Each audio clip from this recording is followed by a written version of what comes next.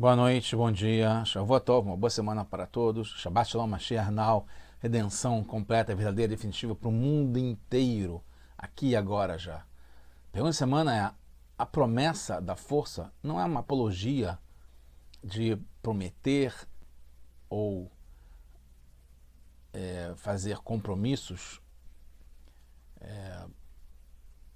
de querer fazer alguma coisa, mas a gente vai ver como a gente tem uma capacidade enorme ao querer fazer além do normal, além da conta, que está ligado com a redenção, com a força que a gente tem nesse momento, nessa época que a gente está agora, a gente se ligar com um poder, com uma força acima dos limites, acima do intelecto, do racional, da sabedoria. A gente está no projeto Likutei Sichot, esse é o volume 28 de livros do Rebbe de Lubavitch, com discursos racídicos. Essa é a Parashat Matot, essa é a Sirah número 1. Então tá no livro do Rambam de Mishneh Torah, de leis do Rambam, chamado Yad HaZaká, com as leis de Nedarim, de promessas que a pessoa faz, né, de não passar a não comer alguma coisa que ela decide, ou não fazer alguma coisa. Assim por diante, no capítulo 11, o Rambam define que uma pessoa que é menor de idade, que se é uma menina, uma mocinha, ela está começando o seu 12º ano, então, antes de atingir a maioridade religiosa com 12 anos, que é o Bat Mitzvah, então ela está começando o seu 12º ano, né, que ela completou 11 anos de um dia. Ou um menor de idade, que é um menino que ele começa o seu 13º ano, quando ele completou 12 anos e um dia. Então, o Rambam fala que ele pode fazer promessas, que ele é obrigado a cumprir essas promessas, mas seguindo algumas condições que a gente vai ver mais no detalhe. Então, a gente está falando sobre promessas, está ligado com o Neder, né? uma decisão de cumprir alguma coisa, de não comer alguma coisa, não se ligar com alguma coisa, não comprar alguma coisa, etc. E o quando que isso começa a valer. Tá? Então, na halakha seguinte, o Rambam explica que perguntam para ele ou para ela no começo do ano, né, nos primeiros 30 dias que a menina completou 11 anos e o menino completou 12 anos, se eles sabem para quem eles estão prometendo. Depois, no final do ano, o Rambam fala que pergunta de novo. Então se confirma a promessa. Só então se confirma a promessa que o jovenzinho fez, ou a jovenzinha. O Kesef Mishneh, que é um comentário sobre a explicação sobre o livro do Rambam, pergunta de onde o Rambam tirou isso. Porque na Gemara, justamente Nedarim, fala o contrário, que é para quem não sabia o que estava prometendo. Quem não sabia o que estava prometendo no começo do ano, depois é feito de novo um exame, saber se ele passou a saber para quem ele está prometendo. Na verdade, está na Gemara em Nidá, na página 45, Beit, fala: Bodkim kol 12 lama li salka datar amina hoil vemar mar lamediom bashana hashuvim shana. Então a gente pergunta se não sabia pronunciar, explicar, não sabia por que fez a promessa, para quem fez a promessa, depois é perguntado de novo, mas que sentido que faz, já que se não sabia no começo do ano, por que vai saber isso depois? Provavelmente eles não sabiam pronunciar corretamente a promessa, né? O menino ou a menina. Tem-se então que se soubessem pronunciar ou do que se tratava, então não precisaria examinar novamente. Então, no começo do ano, quando ela estava completando, tinha completado 11 anos, ou ele tinha completado 12 anos, então se ele soubesse por que estava prometendo, não ia precisar depois examinar de novo no final do ano. Mas se não sabia, está dizendo que vai precisar de novo examinar. Pode ser então que o Rambam deve ter escrito que depois de 30 dias ela sim sabia o que estava prometendo, então não precisa mais examinar, porque ela já sabe. Então não tem por que voltar a esse assunto. Já está garantido que a promessa que a pessoa, o menino ou a menina fazem, vai valer. O Radbaz também concorda com o Rambam, Maimonides, que sim sabia, né? A questão é, se o menino ou a menina no começo do ano sabia para quem ele estava prometendo, então está valendo a promessa que ele fez. E acrescenta que se ela, né, a menina ou o menino, não soubesse no começo do ano, não saberia também no fim do ano. E se saber no começo do ano, quem garante que continuaria sabendo pronunciar a promessa no fim do ano ou para quem estava prometendo? Mas, nas suas explicações sobre as Mishnayot, o Perush al Mishnayot do Rambam Maimonides, ele também cita a versão que a menina não sabia no começo do ano. E aí depois é feita uma nova examinação para ver se passou a saber. No Meiri diz que vale a confirmação da ação no final do ano, tanto para quando sabia ou não sabia no começo do ano. Tem que confirmar, de qualquer forma, se mudou o status ou continuou mesmo. Podemos dizer que a opinião do Rambam é que a Guemará menciona só o caso em que ela não sabia no começo, como a gente viu, mas que no fundo vale também para quando ela sabia para quem estava prometendo no começo. E a Guemará só cita o exemplo de que alguém não sabia para quem estava prometendo, sem citar o exemplo de quem sabia no começo do ano para quem estava prometendo. A gente vai ver logo em seguida, fiquem atentos, por que a gente está falando tanto sobre promessa, como é grande, a gente falou, é elevado, tem uma força enorme essa promessa, que a gente vai ver isso em seguida. Então,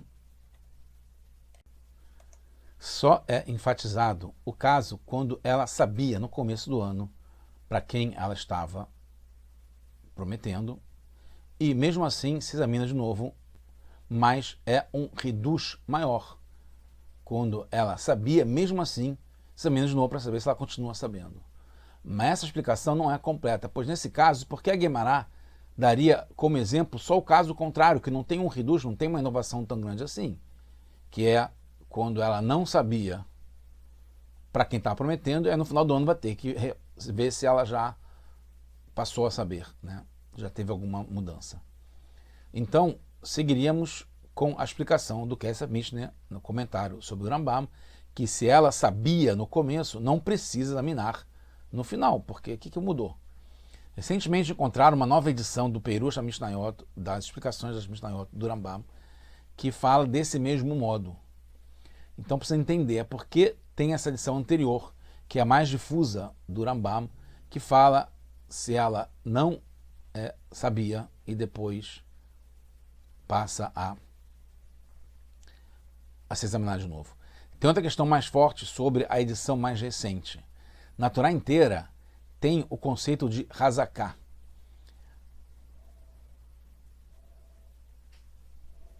E com relação a promessas. Então, com relação a promessas, não vale a Hazaká? Quer dizer, Hazaká é o status quo, que já tem alguma coisa que tem a força de já estar assim, já ter sido feito algumas vezes assim, então ela é o predominante, é dominante. Ela garante que vai continuar sendo assim.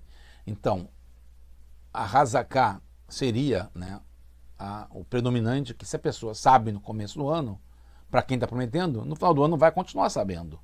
E aqui tem uma inovação que a Torá fala ao contrário, que se a pessoa sabe no começo do ano, não necessariamente vai saber no final do ano. Então, por que tem essa questão de não ter a Hazaká, essa predominância no caso das promessas na Torá? Mais ainda, entende-se do Rambam que só então a promessa passa a valer, não só ele sabia para quem estava prometendo no começo, mas aí não vale a promessa ainda, só quando confirma depois, sem ter a Hazaká, a predominância de que ele continua sabendo para quem está prometendo, só quando ele de novo é examinado, que aí vale a promessa. Como está escrito, o Rambam fala assim, Besof Hashanah, no final do ano, Tzrichim Bediká, tem que examinar, e depois vai Itkayem, vai se cumprir a promessa, vai passar a valer a promessa. Como se não valesse antes, nem mesmo como dúvida, né, de que a promessa estava valendo. Assim como é a opinião do Baal Turim também. Chegando quase no final, a gente vai ver que, por algum bom motivo, o Rambam mudou de opinião e passou a adotar a versão menos difundida, pela qual não confiamos na Hazaká, na predominância, na manutenção da opinião do que a pessoa sabia, mesmo como dúvida. Precisamos analisar as diferenças da definição da época das promessas, Onat a Nedarim. Na edição antiga do Rambam, no ano 12 para as meninas e 13 para os meninos.